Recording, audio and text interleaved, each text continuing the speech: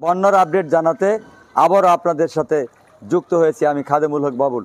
দর্শক, আমরা এখন অবস্থান করছি আমতলী বাজারে।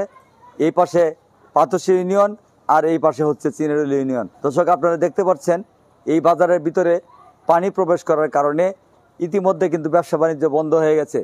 সর্বশেষ কিছুক্ষণ আগে পানি উন্নয়ন বোর্ড সূত্রে আমরা জানতে পেরেছি যে বন্যার পানি যমুনার বাহাদুরাবাদ ঘাট পয়েন্টে 93 সেন্টিমিটার বিপদসীমার উপর দিয়ে প্রবাহিত হচ্ছে। পাশাপাশি দর্শক, ইসলামপুর উপজেলার যমুনার তীরবর্তী যে 6টি ইউনিয়ন রয়েছে, এই 6টি ইউনিয়ন কিন্তু ইতিমধ্যে একেবারে পানিতে নিমজ্জিত হয়েছে। এখানে এই অঞ্চলের প্রায় 2 লক্ষাধিক মানুষ কিন্তু পানিবন্দী হয়ে পড়েছে। তারা কিন্তু চলাচল করতে পারছে না, যেহেতু নৌকার সংকট এখানে রয়েছে।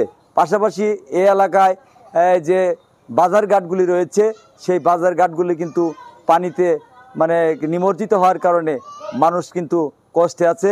যেমন আমরা অবস্থান করছি আমতলী বাজারে। আমরা কথা বলবো এই আমতলী বাজারে যে ব্যবসায়ীরা রয়েছেন, তারা এই বন্যায় কী অবস্থায় রয়েছেন, কেমন রয়েছেন, এই ব্যাপারে তাদের সঙ্গে আমরা কথা বলার চেষ্টা করব। দর্শক, 3টি পাথসী এবং ইসলামপুর এবং চিনারুল ইউনিয়নের কেন্দ্রবিন্দুতে বাজারটা।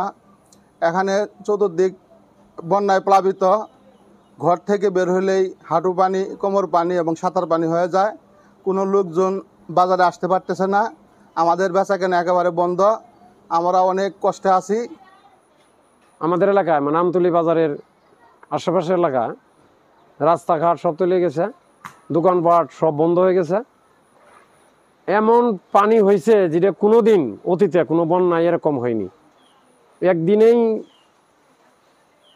হাতের পানি বেড়ে সব রাস্তাঘাট ডুবে গেছে। মানুষ কোনো প্রকার সুযোগ সুবিধা তৈরি করতে পারে নাই যে আমরা বন্যার থেকে মুক্তি পাবো বা কোনো কাজ করতে পারবো। অনেকের ক্ষতি হয়ে গেছে আর কি। এই যে গতকাল কয়েকদিন ধরে যে পানিটা আসতেছে, আমরা কোনো সময় টময় পাই নাই। আর অলরেডি আমাদের বাড়ি ঘরে পানি ঢুকে গেছে। আর ব্যবসা বাণিজ্যের যে অবস্থা, তাতে আমাদের বেহাল অবস্থা। ব্যবসা, এই যে দোকানে পানি উঠে গেছে, কাস্টমার নাই। আর তারপরে দোকান খুলে বসে আছে পানির মধ্যে। এখন যদি পানি ইনশাল্লাহ কমে, তাহলে ইনশাল্লাহ হয়তো কিছু হবে।